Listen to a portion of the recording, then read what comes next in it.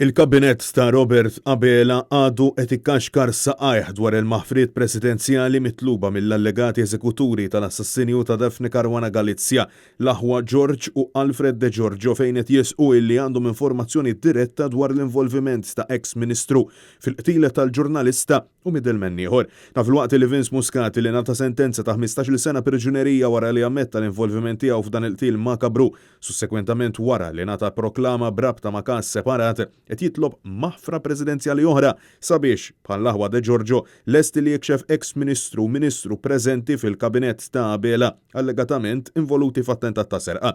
Madankollu waqt intervista li saritlu fuq ix-xandir tal-Istat, il-Prim Ministru Robert Abela qal li għalissa ma jistax jikkommetti ruħu. Jiġifieri mhux se nikkommetti ruħi dwar x'se jiddeċiedi il-kabinett dwar il-maħfriet li għandhom pendenti qudiemu.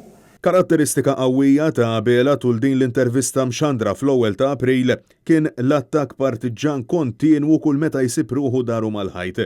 Fost oħrajn meta mistoqsi dwar jekk jikkunsidrax li qed ipproklama lin negozjant Jorgen Fenech għal btawwiċ tal-fatt il-Prim Ministru bħal donnu rid inessi lill-poplu illi kien huwa nnifsu li kunsidra tali maħfra fl-ewwel diskors illi għamel meta pponta li jkun l-ixprun tal-kontinwità ta' Joseph Muscat bħala mexxej tal-Partit Laburista. Fil-mument li tidħol dik it-talba ġdida, wieħed irid bil-forsi li jikkonsidra, ma tistax ma tikkonsidraħiex, jim ma għal xejn.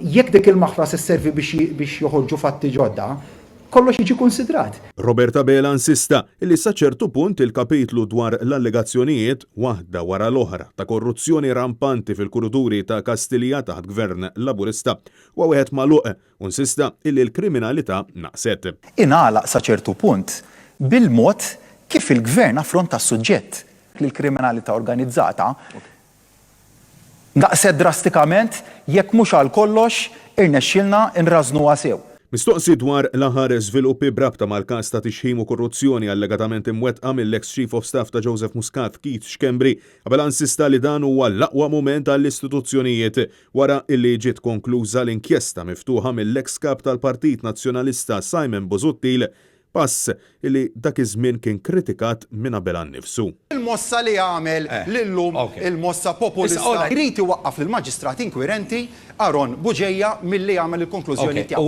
Intant mistoqsi dwar kif bħala membru tal-kabinett ta' Joseph Muscat m'għandunax b'dak illi kienet jiġri madwaru u kellu biss tifħir għal predeċessur tiegħu fil-waqt li brabta mal-aħħar rivelazzjonijiet tal-kumpanija MacBridge qabel insista illi ma jridx jattakka l-proġetti mwettqa taħt il-Moviment Laburista, proġetti illi allegatament minnhom insterqu miljuni tal-euro minn but il-poplu. Ejja ma nattakkawx proġetti li qed jagħmlu differenza kbira fil-ħajja tan-nies.